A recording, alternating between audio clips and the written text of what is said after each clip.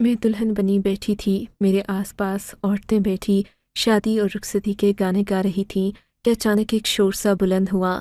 दो औरतें जिनके हुलिये कुछ अजीब से थे, वो आगे बढ़ना चाह रही थीं, लेकिन औरतें उन्हें रोक रही थीं। मेरी माँ पीरों फ़कीरों की बहुत इज्जत करती थीं, इसलिए इन्होंने औरतों से कहा कि इन दो ख़वातीन को आगे आने दिया जाए। वो औरतें जिनका हुलिया बज़ाहिर अजीबो-गरीब था, उनके चेहरे मोहरे इंतहाई खूबसूरत थे और वो बहुत बावक़्क़ार लग रही थीं। एक मेरे करीब आकर बैठ गई, दूसरी कहने लगी, हाजरा बीबी दुल्हन को दुआ देने आई हैं, तुम लोग यहाँ से हट जाओ ताकि दुआ में खलल ना आए। जब लड़कियों ने देखा कि ये कोई दुआ करने वाली फ़कीनी है, तो सब अदब से एक तरफ हो गईं। गाँव की हवेलियों में ये रिवाज आम था। ऐसी फ़कीनियाँ अमूमन दुल्हनों को शादी के दिन दुआ देने आया करती थीं।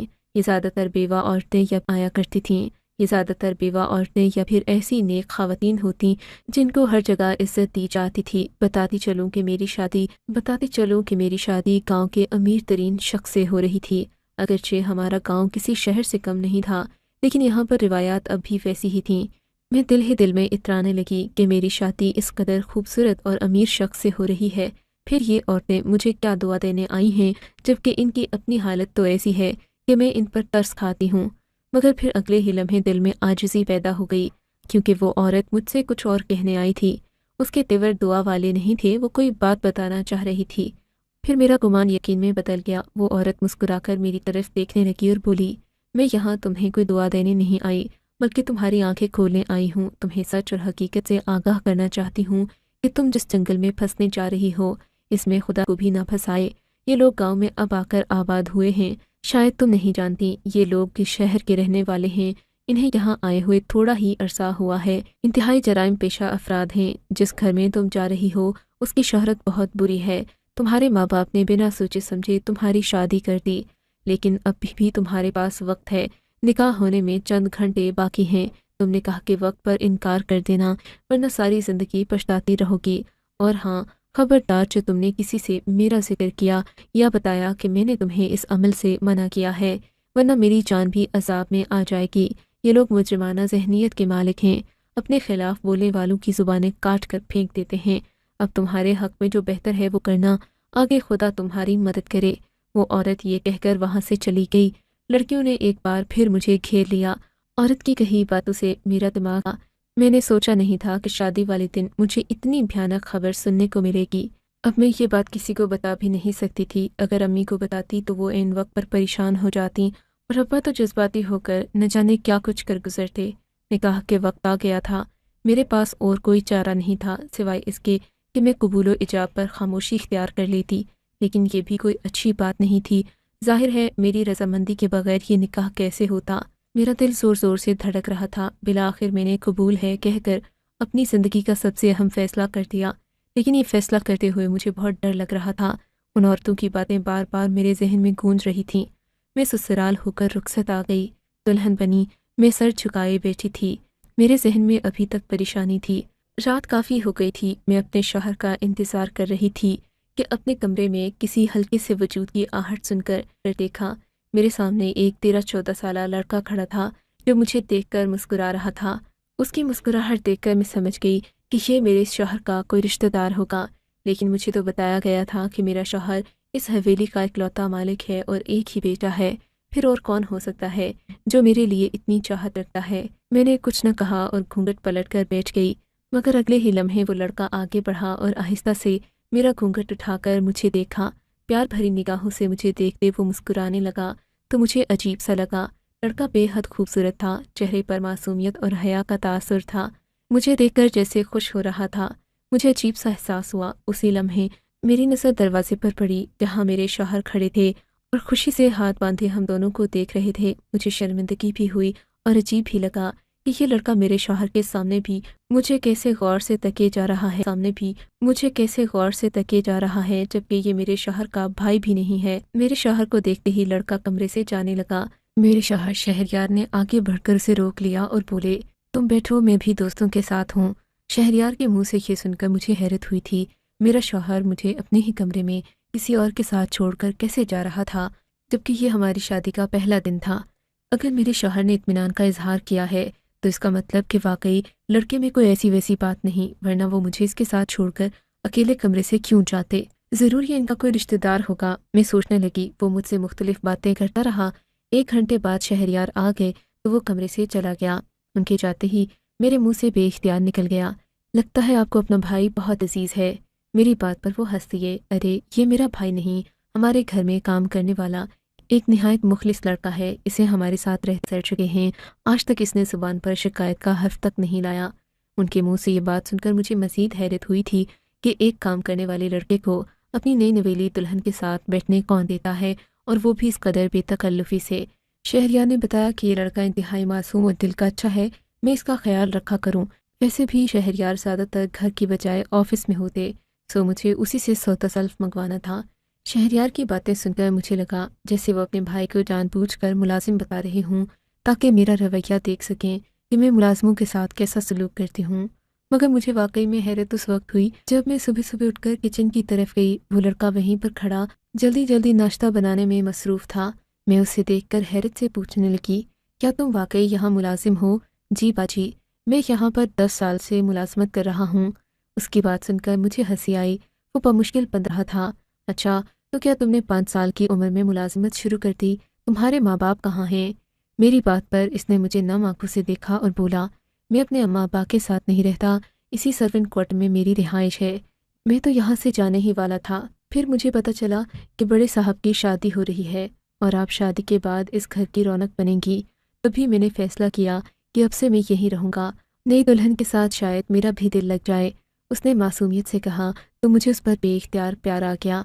इतने में मेरी सास किचन में दाखिल हुई। मुझे लगा उन्हें मेरा इस नौकर से बेतकल्लुफ़ होना बुरा लगेगा, लेकिन मेरी सास ने इंतहाई मोहब्बत पाश नज़र से उसे देखा और फिर बाहर जाने का कहा। फिर मुझसे कहने लगी, बेटी तुम्हें एक बात बतानी थी। एक अच्छी बीवी होने के नाते तुम्हारा फ़र्ज़ बनता है कि तुम शौहर को जाते हुए अलविदा करो और आते हुए उसका इस्तकबाल करो। जाओ शाबाश, शहर उसे अच्छे से रुखसत करो। अपनी सास की ये बात सुनकर मुझे दुख भी हुआ कि शादी के दूसरे ही दिन मेरा शौहर ऑफिस जा रहा था। लगता है उसे मेरी मोहब्बत से कोई फ़र्क नहीं पड़ा। मैंने तो अपने शौहर से क़यामत तक साथ रहने के वादे किए थे, जबकि वो दूसरे ही दिन मुझे छोड़कर जा रहे थे। दुखी दिल के साथ मैं अपने कमरे में पहुंची। वो कोट पहनकर खड़े थे। मुझे रुखसत तो कर दो, तुम्हारा शौहर शादी के दूसरे ही दिन अपने काम से जा रहा है। मेरी बात सुनो। वो यकदम संजीदा होकर बोले, तुम्हें जवाद से मिलकर कैसा लगा? शहरयार ने यकदम संजीदगी से उस छोटे लड़के जवाद के बारे में पूछा तो मुझे और ज़्यादा हैरत हुई। हर कोई उसी की बात कर रहा था, आखिर उसमें ऐसा ख़ास क्या था? मुझे क्यों अच्छा लगेगा? वो इस घर का मुलाजिम है, बस उसे कुछ सौदा मंगवाना होगा तो मैं मंगवा लूँगी। आपको बार बार ये पूछने की ज़रूरत नहीं। आप अपना पूछें कि आप मुझे अच्छा लगे या नहीं। औरत का हक़ मुझे अच्छा लगे या नहीं, औरत का हक़ सिर्फ उसके शौहर पर होता है। चंद लम्हे के वक्फे के बाद शहरयार ठहरे हुए लहजे में बोले, मुझसे एक वादा करो, तुम्हें हमारे बारे में जो भी बात पता चल जाए, तुम्हें इस मोहब्बत की कसम तुम मुझे छोड़कर नहीं जाओगी, चाहे कुछ भी हो जाए। इन्होंने मेरा हाथ अपने सर पर रखते हुए कहा। मैंने जज्बाती होकर वादा कर दिया, मगर मैं क्या जानती थी कि कितनी भयानक हकीकत मेरा इंतज़ार कर रही है। शहरयार के ऑफिस जाने के बाद मैं दिन भर यही बात सोचती रही कि आखिर शहरयार ने ये बात क्यों कही। क्या वाकई उस औरत की बात हकीकत में सही थी? क्या उसने जो कहा वो सच था और एक खौफनाक हकीकत मेरा इंतज़ार कर रही थी? इन्हीं परेशानियों में गुम बैठी थी कि जवाद मेरे पास आकर बैठ गया। मेरी आंखों से निकला एक आंसू जो उसने देखा तो झट से अपना हाथ बढ़ाकर मेरे गालों से आंसू पोंछने लगा। मुझे उसकी ये हरकत इंतहाई नामुमकिन करना चाहिए था। भले वो मुझसे कम उम्र था, मगर इतना बच्चा भी नहीं था कि मैं उसकी इस हरकत को नज़रअंदाज कर देती। मुझे उससे चिढ़ सी होने लगी। तुम क्यों हर वक्त मेरे पीछे पड़े रहते हो? मैंने गुस्से से उसे आंखें दिखाईं तो वो यकदम मासूम सा मुंह बनाकर आंखों में नमी लिए वहाँ से चला गया। जिसके बाद मुझे बुरा भी लगा। इस मासूम बच्चे को डांटने से क्या हासिल? जो बात तुम्हारे शौहर ने तुमसे कही उसका राज पता लगाना चाहिए, मैंने दिल में कहा और जवाद के पीछे किचन में आ गई। देखा तो वो कुर्सी पर बैठा बुरी तरह रो रहा था। मेरी सास ने जो उसे देखा तो उसके करीब आकर उसे सीने से लगाया। पूछने लगी कि क्या हुआ। जवाद ने शिकायती नज़रों से मेरी तरफ देखा, जैसे मेरे बारे में बताना चाह रहा हो कि मैंने उसके साथ अच्छा सलूक नहीं किया। सास ने मुझे शिकायती नज़रों से देखा और बोली, बेटी जवाद इस घर का लाडला है, तुम इसे कोई ऐसी बात ना करो कि ये तुम्हें ज़्यादा मोहतरम होना चाहिए। सास की बात सुनकर मुझे और गुस्सा आया, मगर मैंने इजहार नहीं किया और अपने कमरे में चली गई। हद है, अब क्या यहाँ मुझे एक नौकर की भी इज्जत करना पड़ेगी? मैंने मैसेज लिखकर अपने शौहर को भेज दिया, जिसका इन्होंने कोई जवाब नहीं दिया। थोड़ी देर के बाद मैंने इन्हें कॉल की तो वो बाहर किसी काम में मसरूफ़ थे। शहरयार, आप घर आएँ, मुझे आपसे ज़रूरी बात करनी है। मेरी बात सुनकर शहरयार बोले, बेगम तुम मुझसे नाराज़ ना होना, मगर मुझे 1-2 दिन के लिए ज़रूरी काम से शहर से बाहर जाना पड़ेगा। तुम जवाद से कह देना तुम्हें जो भी चीज़ चाहिए होगी वो तुम्हें ला देगा।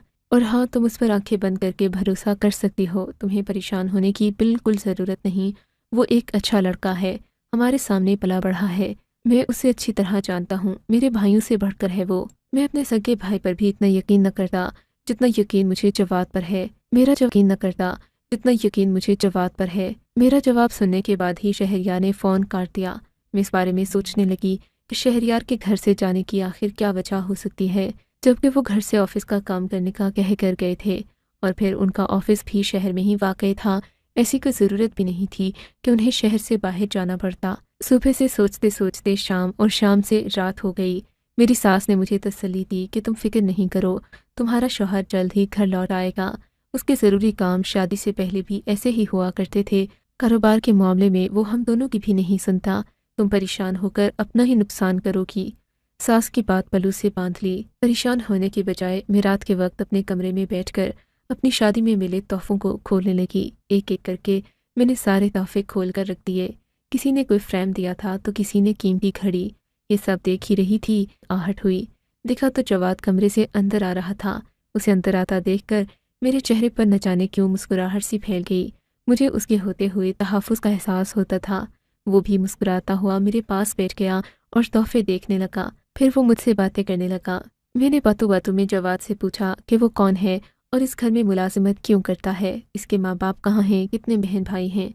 मेरी बात पर जवाद खो सा गया और बोला, मेरे कोई बहन भाई नहीं हैं, ना ही माँ बाप हैं। मुझे तो ये नहीं पता कि मैं कौन हूँ, बस मेरे ऊपर जो हकीकतें आश्कार हुई हैं उनके बारे में मैं फिल वक्त कुछ कह नहीं सकता।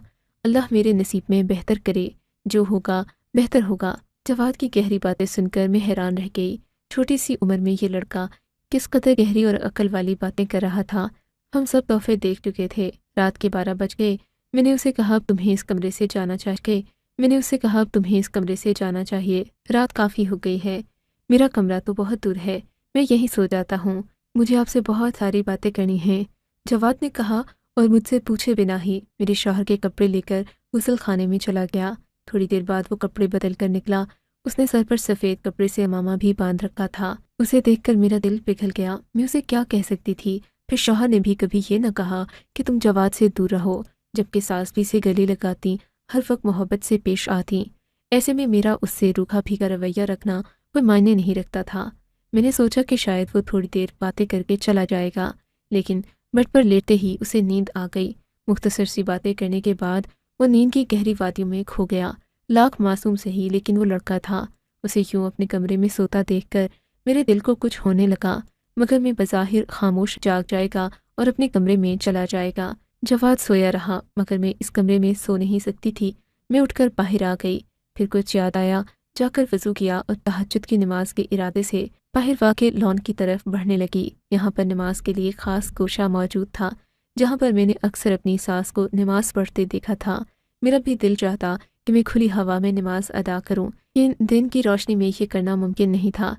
रात के अंधेरे ने चादर की तरह मुझे लपेटा तो मैं नमाज पढ़ने के लिए लॉन की तरफ चली गई, मगर ये देखकर मुझे सख्त हैरत हुई कि वहाँ मेरे ससुर बैठे ज़ारो कत्तार रो रहे थे। इनकी हिचकियों की आवाज़ पूरे लॉन में गूंज रही थी। मुझे ये देखकर सख्त हैरत हुई। मेरे ससुर तो बाहर से एक करख्त आदमी लगते थे, लेकिन तहज्जुद के वक्त वो इस कदर रो रहे थे कि उनके रोने ने मुझ पर रिक्कत तारी कर दी। मैं उन्हें काफ़ी देर देखती रही। उन्हें मेरे दिल को कुछ होने लगा। अल्लाह से वो अपने गुनाहों की माफ़ी मांग रहे थे। लगता था जैसे उन्हें कोई बात सता रही है, कोई गिरह सी है जो उनके दिल को तंग कर रही है। मैं अपने कमरे में पलट आई, देखा तो जवाद जाग चुका था। उसने शर्मिंदगी से मुझे देखा और बाहर चला गया। मैं उसे देखती रह गई। अब मैंने दिल में ठान ली थी कि ये मसला खुद तक नहीं रखूंगी। कम अज़ कम मैं अपने माँ बाप को तो आगाह करूँ कि इस घर में हो क्या रहा है, वरना तो कल को कोई ऊंच नीच हो जाए, सारी बात मुझ पर ही आएगी। और ऐसा न हो मेरे ससुराल वाले इसी बात को इल्ज़ाम बनाकर बाद में मुझे घर से निकाल दें। शायद जानबूझकर मुझे जाल में फंसाया जा रहा था। मैंने हिम्मत करके अपने अम्मा अब्बा को बहाने से दावत पर बुला लिया।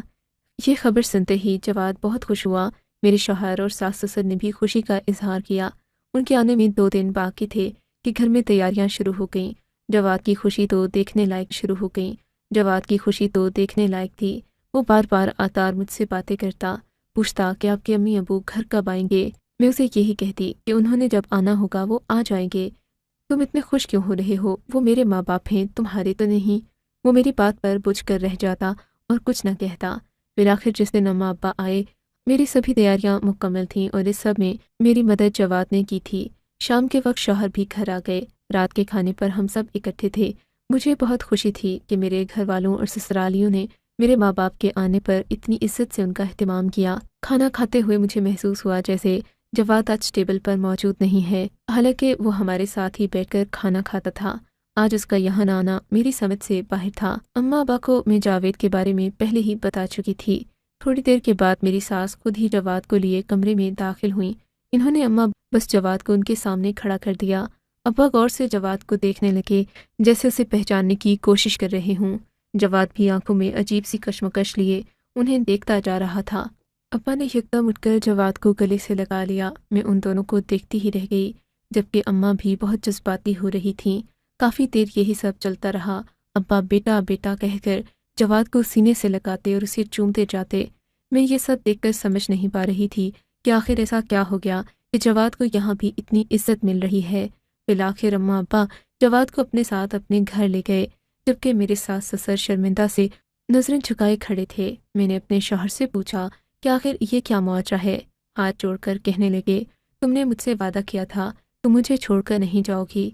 मैं तुम्हें सारी हकीकत बता दूंगा, लेकिन तुम वादा करो कि तुम मेरी बात पर यकीन करोगी कि जवाद मेरा सगा भाई है। मेरे ससुर इससे पहले एक इंतहाई ख़राब शहरत के मालिक थे।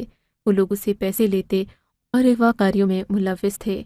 इनकी ज़िंदगी में एक बहुत बड़ा वाक़या हुआ जिसने मेरे ससुर यानी कि मेरे शौहर के अब्बू की ज़िंदगी को बदल कर रख दिया और इन्होंने बुरे कामों से तौबा कर ली। इन्होंने अपने घर में जो मुलाजिम रखे थे वो भी एक तरह से हब से बेजा में थे कि उनकी मर्ज़ी इस मुलाजिमत में ना थी, लेकिन वो ज़बरदस्ती इनकी खिदमत करने पर मजबूर थे। एक एक करके उन सब मुलाजिमों को उनके घर भिजवा दिया गया, लेकिन जवाद चूँकि बहुत छोटा था, बहुत कम उम्र में अगवा होकर इस घर में आया था, सो उसे ये नहीं पता था कि उसके माँ बाप कौन हैं और वो किस कबीले से ताल्लुक़ रखता है। लेकिन बहुत सारी बातों और वाक़यात के बाद इन्हें इस बात पर शक था कि जवाद मेरा सगा भाई है, इसलिए इन्होंने मेरा रिश्ता मांगा और बग़ैर किसी को अपनी हकीकत बताए जवाद के माँ बाप को कुदरती तौर पर बताए। जवाद के माँ बाप को कुदरती तौर पर उससे मिलाने का फ़ैसला किया। मेरे माँ बाप ने कभी अपने खोए हुए बेटे का जिक्र नहीं किया, न ही मुझे बताया कि तुम्हारा कोई भाई भी था जो इतनी कम उम्र में खो गया था। मेरे शौहर ने मुझसे माफ़ी मांगी और कहा इस सब में उनका कोई हाथ नहीं था। उनके वालिद जान ने जो भी किया वो सब उनका ज़ाती अमल था। अभी तक उन पर कुछ केसेस चल रहे हैं जो निपटाने वो हर हफ्ते अदालत में हाज़िरी देते हैं। खुदा मेरे वालिद को माफ़ फरमाए, इन्होंने तमाम जराइम से और हर किस्म की धोखाधड़ी से तौबा कर ली है। मेरे शौहर ने ये बात बताकर मुझे हैरान कर दिया, लेकिन चूंकि मेरे माँ बाप के लिए ये लोग अजनबी हैं, इसलिए माँ बाप को उनकी हकीकत के बारे में नहीं पता। मेरा दिल चाहता है कि मैं सारी हकीकत अपने घर वालों के सामने आश्कार कर दूं, लेकिन ना ही जवाद ने ज़ुबान खोली, ना अब मेरा दिल करता है कि मैं अपने माँ बाप को जवाद की सच्चाई बताऊं। आप क्या कहते हैं, क्या मुझे अपने शौहर के साथ वफ़ा निभानी चाहिए या अपने माँ बाप